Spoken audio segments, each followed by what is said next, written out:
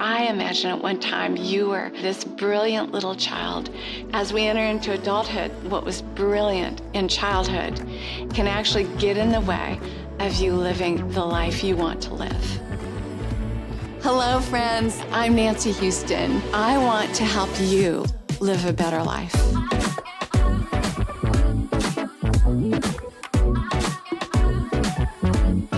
We're all emotional creatures who sometimes think.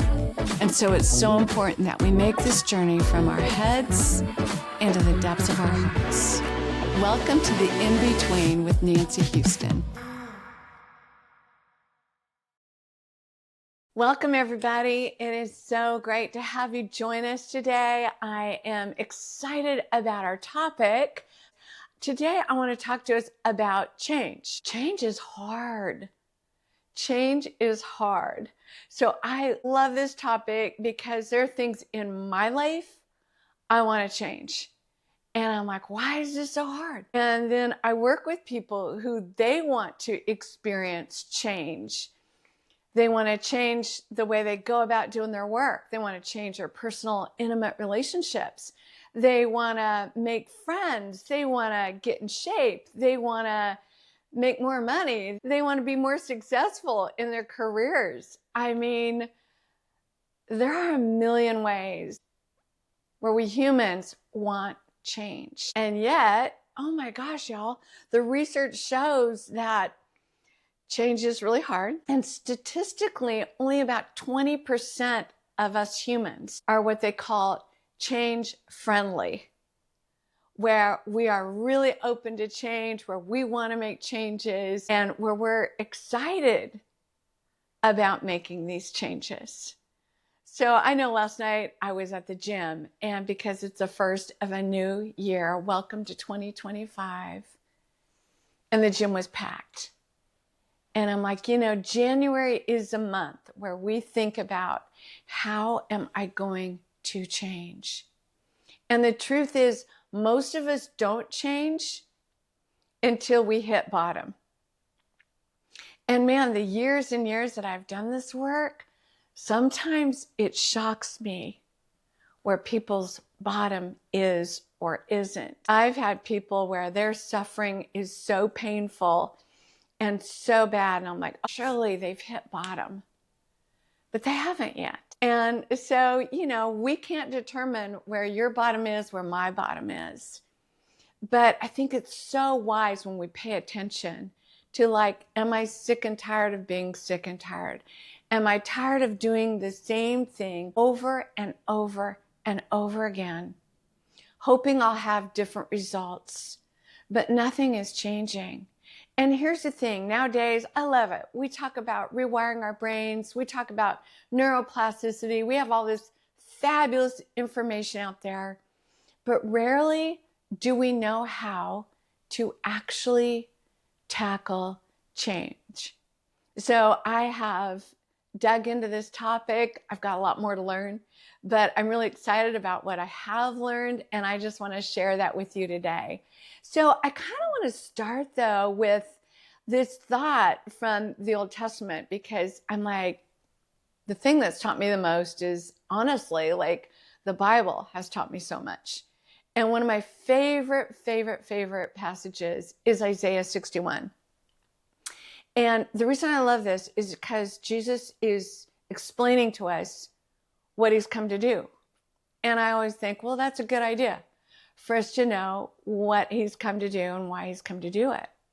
So he proclaims in Isaiah 61, when he's kind of laying it all out for us, the Spirit of God is upon me, and he sent me to bring good news. I just love that, because how many times does religious make things feel heavy and awful and hard and impossible, and we just give up?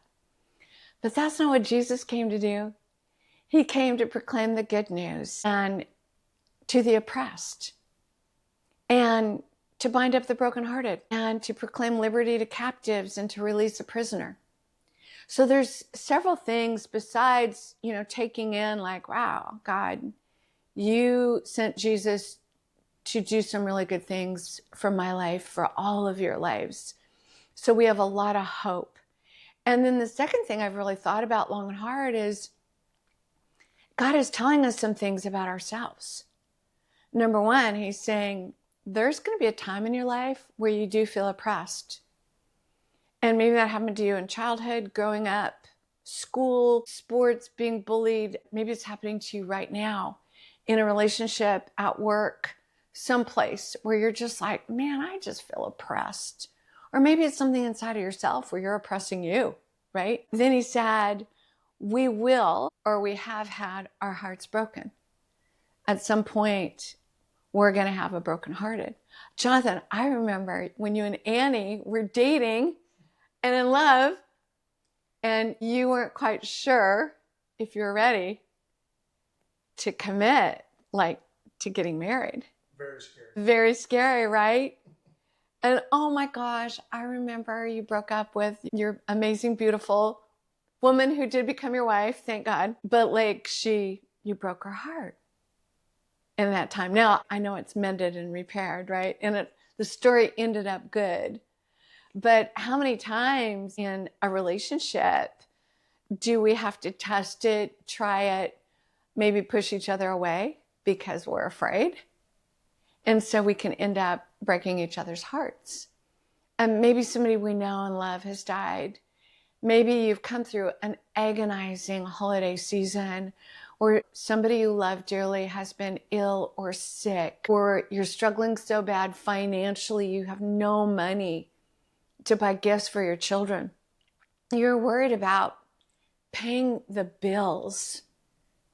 I mean, life can be hard, can it? It can be really hard. And Jesus also said that we are captives. At some point, we're going to feel like we've been captivated by something. I think a lot of times for me, it's my own mindset, as they say, my own stinking thinking, right? Because, I've got some mindsets that aren't helpful. And I've got some beliefs that aren't helpful, that aren't moving me down the way I want to go. So I can become a captive to my own thoughts, even if my thought is, I need other people's approval. Well, then I'm turning myself into a captive, because until I can extract from others what I think I need, then I'm captivated, right? And the last one, he said that at some point we're going to feel like a prisoner, where we are locked in a cage and we are a prisoner. And again, that can be externally, where maybe you have gone to prison and you were locked up. Or maybe it's been more mentally and emotionally, where you have totally felt locked up. And so I think it's always good when we deal with reality. And what I think I loved about this passage so much is not only does it give me tons of hope, that none of these things, being oppressed, heartbroken, captive, a prisoner, are bigger than God's power to work in our lives. I find that so amazing. And then the second thing I take away from this is hey, God is telling us about the hard realities of life. He's not sugarcoating life. He's saying, hey, there's going to be a lot of hard things that happen to you in your life, a lot. And every time hard things happen to us, we are going to have choices to make. Now, I know a lot of hard things happen during childhood, and children are powerless, right? So it's not until they grow up and develop do they realize, wait a minute, I have a choice. I can choose either to be a victim to my circumstances, or I can start facing some hard things. So you guys, life is meant to challenge us. We were actually designed to walk uphill. We were designed to do really hard things. We were designed to face challenges and to overcome. Because every time we overcome something, even if it's something small, like I've determined at the beginning of this year, January 1st, I'm going to make my bed every single morning, because the research shows that people who make their beds every morning are more productive. I know that can sound small and dumb, but it's like some days I just don't feel like making my bed, or I want my husband to make the bed, but I'm like, you know what? I'm going to make my bed every morning to set my morning on the course that I want to go so that I will live in a productive way, because then I'm proud of me, right? And that's me overcoming any of my human tendencies to be kind of lazy or want somebody else to do it. But just like, no, Nancy, set your course first thing in the morning, right? So I've been doing that this morning. My husband goes, oh, you already made the bed. And I'm like, yep, doing that first thing, setting my course. So, we're just meant to do hard things. And we are created to grow and develop and to change all the days of our lives. We used to think that, once you hit 21, you're done growing, you're done developing, you've got what you've got, and that's it. And best wishes, make the most of it. Well, I love that all the neuroscience is now proving that concept is not true. We can grow and develop and change all the days of our lives. And I am so thankful for that, because there's still things inside of me where I'm like, I'm not where I want to be. And that's okay. I think it helps keep us all humble, right? And so, pride is our downfall, and remaining humble is just good medicine. So most of us seek change when life isn't going the way we want it to go. It's not working. I talked to a dear friend the other day. Man, I hurt for her and with her. She has left the man she loves. She asked him to move out. And I asked her, I'm like, do you still love him? And she said, absolutely. But he will not stop drinking. And it's become such a problem. I'm just worried night and day that he's going to kill himself because his health is so bad from all this drinking. And so I just, she's had to do some really hard things. Imagine a man you love and he won't stop drinking. He probably has had more of a fixed mindset, like, I can't stop. So you guys, I think that it's good when we hit bottom. It's good when we develop the humility to admit that our current behavior isn't getting us going in the direction we want to go. And I also think that it's important to realize that change is hard, and that statistics show that only 20% of people are change friendly, and that 1 in 3 people avoid change like the plague, right? And it also shows that 60 to 70% of change initiatives fail. So why is that? That's what I wanted to know. Why is that? Why is that? Because I don't think people instinctively resist change. Think of a baby. Like, do you remember when your kids were learning how to walk? Like, they would get up, fall down, get up, bust their chin on the coffee table, get back up, do it again, cry, hurt themselves, and keep doing it again. And I think there's something about babies that it's like, wait, this is God-given initiative, and it's meant for all of us. It's our instincts. So what do people need in order to be motivated to change? This question fascinates me. How do we get motivated? How do we get moving in the right direction? What cuts it off? What inhibits it? So number one, what we need is a sense of independence. It's got to come from here. It's got to be my choice. Like, I've worked with so many couples over the years where one of them, I'm like, hey, will you drug in here today? They're like, yeah. I'm like, wow, let's talk about that first. Because until you decide that you want to be here, this isn't going to work. It really isn't. And I don't want to waste your time. I don't want to waste your money. I don't want to waste your energy.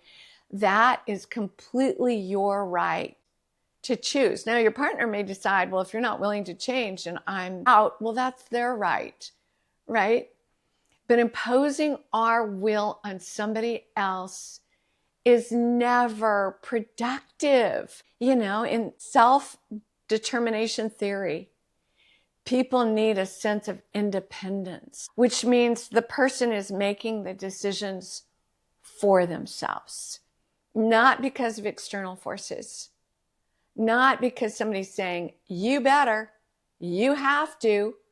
Threatening doesn't work. It might work for a little while, but it doesn't work for very long. It needs to come from here. So, and then the second thing people need is a sense of competence. Like, you can do this. I believe in you. Jonathan, I remember when you were in college and you'd call and say, I don't know what to do. I don't know what to do. And I'd try to just listen. And then at the end of the conversation, I'd say, well, Jonathan, I totally believe in your ability to figure this out. So let me know what you decide. I wanted you to exercise and believe that you are competent to figure out hard things. And when it comes to parenting, I'll think of if we remembered, like, wait a minute, like, how do we help our children develop some personal motivation? Man, that's a hard one. Totally. How do we communicate to them, hey, I believe in you?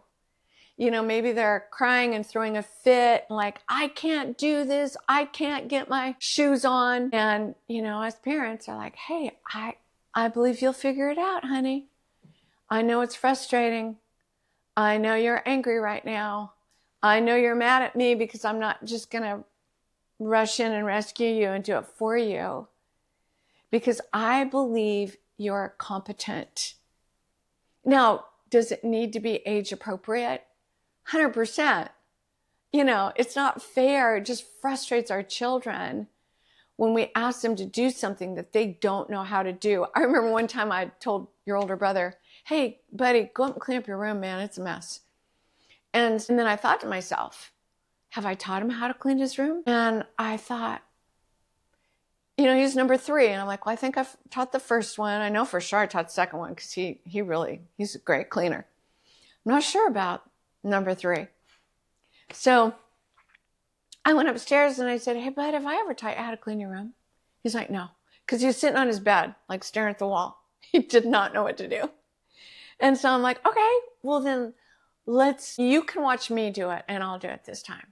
And then the next time, let's do it together. And then the last time, I'm going to sit on the bed and watch you do it. Right?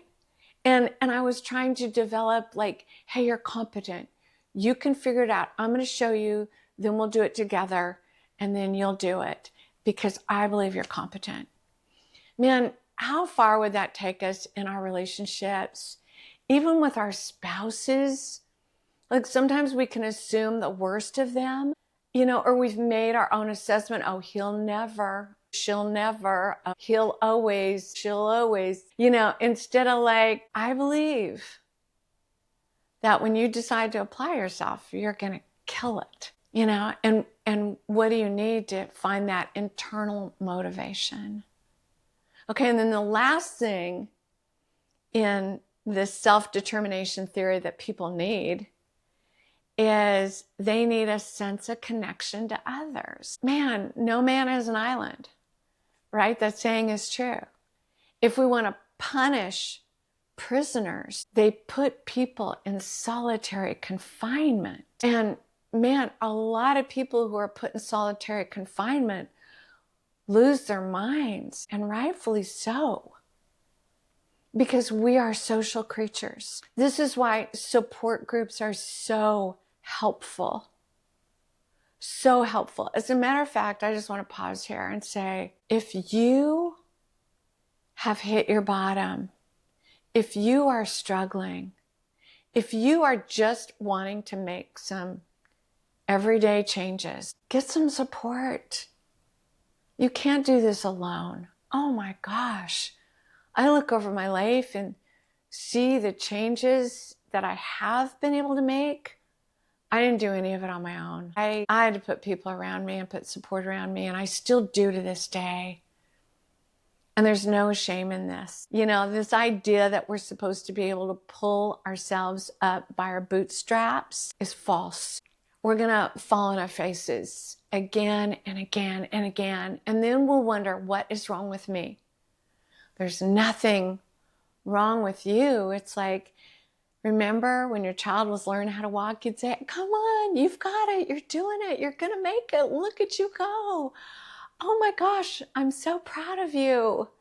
And you put in so much effort. That child had encouragement. And you need encouragement. You know, so many times, like when I'm with other couples and maybe coaching them, you know, like one of them's wanted some change and then they get it. And I'm like, whoa, whoa, whoa, whoa, whoa, we've got to call a timeout.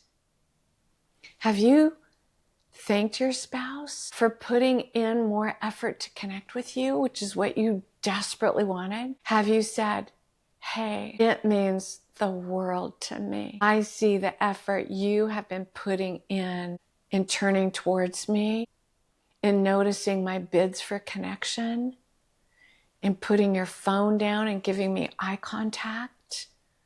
I noticed that last week, you not only asked me out on a date, but you arranged a babysitter.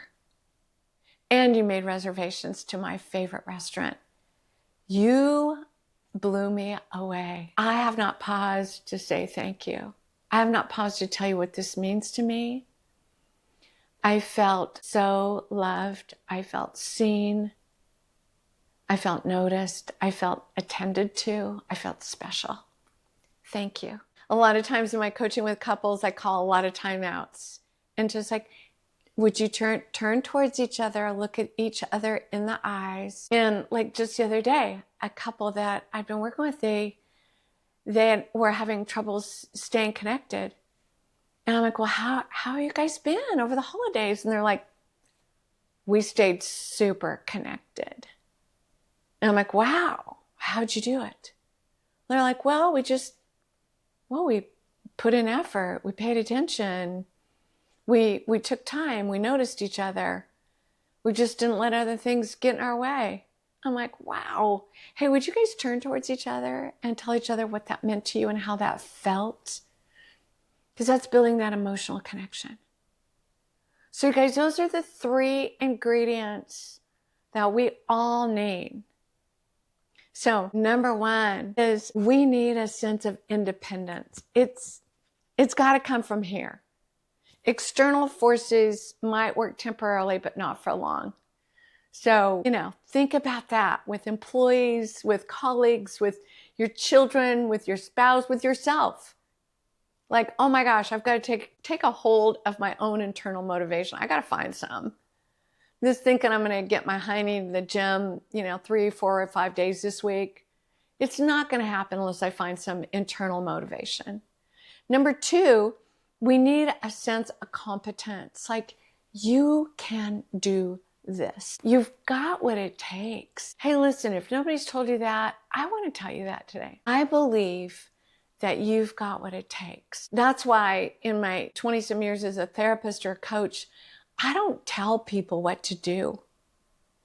Because I believe that every human has their own competencies. And that really it's my job just to maybe ask them good questions or help them find that competency and believe in it. You are a competent, capable human being. I love the story of Christopher Reeves. Man, talk about a competent man.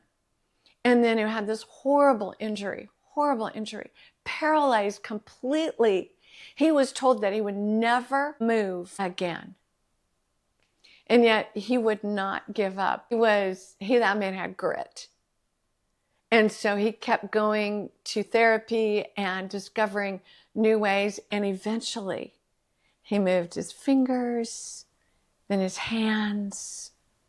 I mean, he started moving, I think even maybe his toes. He got some movement. Can you imagine? Everybody told him it's impossible. But he believed in his competency to overcome what he could. Okay? And imagine, maybe We're not going to be a Michael Jordan, and that's okay. But what if we had an attitude of a Michael Jordan, right? You're competent. We can grow and develop ourselves. And then number 3 is we need a strong sense of connection to others. So I want to challenge you this year. If you are isolating yourself, I talked to somebody the other day, they just moved to a new city, young, scary, doesn't know anybody. And I'm like, hey, you're going to have to get out of the apartment and be friendly. Say hi to people. Say, hey, I'm new to town. I don't know anybody. My name is, what's your name? How long have you lived here? What's your favorite coffee shop? You know, where do you like to go work out? Where do you hang out? You know what I mean? Like, we got to have connections. So, okay. I hope that you'll take those 3 things and kind of tuck them away. Those are the things we need. We don't grow because we're bad or stupid. It's because we don't have the right ingredients around us. It's like me I've gotten into bacon bread. It's like me trying to bake sourdough bread without a starter. It's like, it's not going to go anywhere. That flour and that salt and water are just going to not do anything. You know, and same for you. You've got to have the right ingredients around you if you want to be able to tackle hard things and do hard things. So what interrupts this? I think, simply put, it's a fixed or a growth mindset. So I've been digging into this topic, and man, some people have written some great content on this. One of them is Carol Dweck. She's done some amazing research on this topic. And I've been reading her book and reading everything else I can put my brain to. And I think this is so fascinating. Like, either we have a fixed mindset or we have a growth mindset. Now, in all honesty, we're a combination of both, because I've been looking over my life and I'm like, oh, I have a fixed mindset there. Like, when it comes to math and numbers, I can just have a fixed mindset. When it comes to some technology, I can just go, oh, I have a major fixed mindset. Like, I just don't understand it. You know, where a growth mindset challenges me, like, we'll learn it, right? A growth mindset is just, I can learn it. I remember when I started graduate school, and like the first night of class, you know, the professor reads through the syllabus and I'm like sitting there going, I don't have a clue what this person is talking about. And then, you know, I'd have my fixed mindset pop up and go, maybe I'm not smart enough to do this. Maybe I won't be able to learn this. Maybe I don't have what it takes. And then I'm like, whoa, whoa, whoa, whoa, whoa, whoa. Read the books, study the literature, come to class, take notes, ask questions, pay attention, and you'll probably learn it. Well, that was true. So that's a growth mindset. So I'm a combination of both. You probably are too. So mindset shapes our beliefs about what we can and cannot accomplish. Like, imagine we want to get in shape, but we tell ourselves, maybe you're told as a kid, you're just not coordinated. You're not athletic. You're pretty klutzy. Maybe you should play the violin. And so maybe you still have that mindset. Like, well, I can't go to the gym. I'm a klutz. I'm not athletic. I can't learn how to play pickleball. I don't have any of those skills. What I love about this growth mindset and the newest science and research around it is that it debunks a fixed mindset. Like, you're either born with it or you're not. That black and white thinking. Like, you're either smart or you're not. People with a growth mindset continue growing throughout their lives, acquiring new skills without hesitation and proactively engaging in their relationships. I had a couple the other day say, well, you know, we're either, God puts us together and the enemy tries to separate us. I'm like, well, yeah, and maybe sometimes you're putting forth effort and sometimes you're not. Who knows, right? You know, just an idea. Life in all of its facets is a constant state of change. And so not only they welcome that, but it actually excites them. The fixed mindset group often let their black and white thinking really get in the way and obstruct their development. When they fail, they give up or blame others. Oh, how many times have I been tempted to do that? They hope for loving relationships rather than developing the tools to work on the relationship. It includes lots of either or thinking. Either you're smart or you're not. Either you're talented or you're not. The newest research is saying we're not doing our kids any favors when we say to them, oh, you're so smart. You're so smart. Because then our kids can feel like, well, if they have a moment where they don't feel smart, oh, no, I'm not smart. Oh, I can't let anybody know. Oh, I need somebody else's approval. Oh, I've got to hide this, or I've got to act smarter than I actually am. It's a real hassle for our kids. So instead, we want to celebrate their efforts and teach them that, man, become a lifelong lover of learning, and you'll have a pretty darn good life. So those with black and white thinking are also quick to judge themselves and others at either being good or bad at something. And then they assume that everybody's also judging them so harshly. And those with a fixed mindset seek approval, while those with a growth mindset, they just seek development. Isn't that great? Like, what a shift, and what a happy shift in their brains. Like, I don't have to keep seeking your approval, your love, your acceptance. I can work on developing me. Do you see what a shift that is? We just shift and like, okay, what do I need to learn? There's a lot I need to learn, and that's okay. Good for me that I want to learn, right? Lou Gerstner took over IBM right before it was ready to go belly up.